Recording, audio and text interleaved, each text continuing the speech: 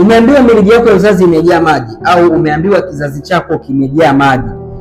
Hii imekuwa ni kawaida sasa. Wanawake wengi ambao wanatafuta ujauzito wamekuwa wakikumbwa na hii hali.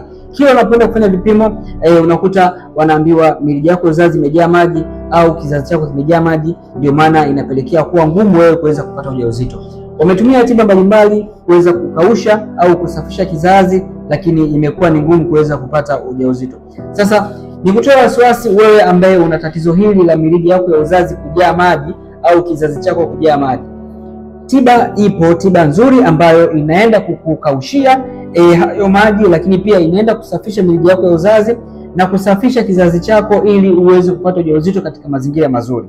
Unapokuwa na maji kwenye kizazi au maji kwenye mirija yako ya uzazi, inakuwa ni ngumu mbegu za kiume kuweza kupita vizuri na kulifikia yai.